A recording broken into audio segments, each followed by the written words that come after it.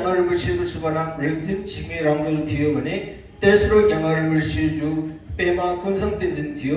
उहाँ तिनै अवतारीहरू बौद्ध दर्शन सूत्र तथा तन्त्र वा बुद्ध वचन त्रिपिटकमा निपुण एवं सिद्धि प्राप्त व्यक्तित्व थिए। चौथो ग्यामा ग्यामा रिम्पोछेजु वर्तमानका हाम्रा धर्मगुरु हुनुहुन्छ।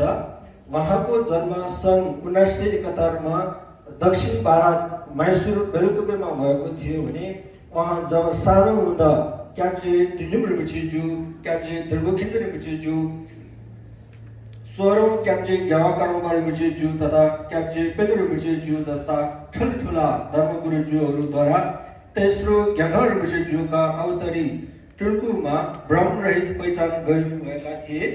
विशेष गरी क्याप्चे पेदो रिम्पोछेजुले दक्षिण भारत स्थित नाम्डोलिङ गुम्बामा निमन्त्रणा गर्नुभई बौद्ध दर्शन सूत्र तन्त्र त्रिपिटक विषय सम्पूर्ण शिक्षा दीक्षा प्रदान गर्नुभएका थिए।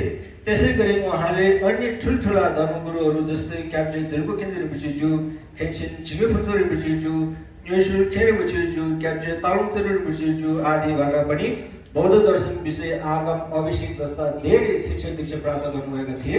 विशेष गरी मूल गुरु क्याप्चे पेदो रिम्पोछेजुबाट नै उहाँले बौद्ध दर्शनका धर्म कर्मकाण्डदेखि लिएर सम्पूर्ण शिक्षा दीक्षाहरू प्राप्त गर्नुभएका थिए।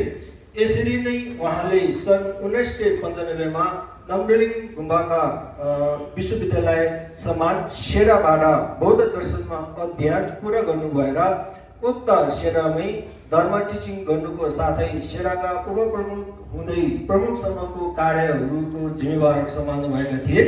त्यसपछि सन् 1999 मा मूल गुरु क्याप्चे पेदो रिम्पोछेद्वारा उहाँलाई बौद्ध दर्शनविद खेम्पो प्लस अवतारी टुल्कु खेन्टुल ग्यामा रिम्पोछेको उपाधि प्रदान गर्नुभएका थिए।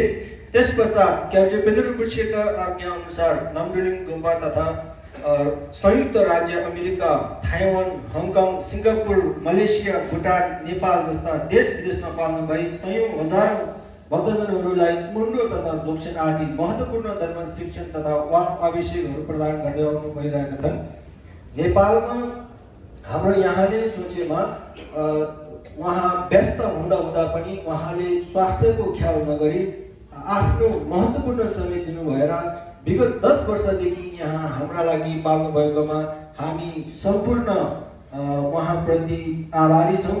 सन् 2009 मा मूल गुरु पेदो रिम्पोछेले हामी सबैलाई छोडेर जानु भएपछि उहाँले नाम्डोलिङ गुम्बाका प्रमुखत्वको जिम्मेवार लिनुभई हालसम्म निरन्तर गइरहेका छन्।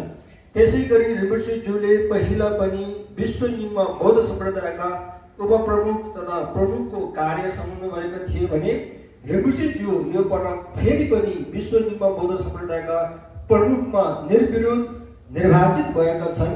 यहाँको कार्यकाल सफलताको कामना गर्दै सुस्वास्थ्य र समृद्धि जीवन र धार्मिक लीला अपार होस् भन्दै हामी सबैले शुभकामना दिँदै मेरो यो शब्द यही टुङ्ग्याउन चाहन्छु। तुझे छे टासिदेले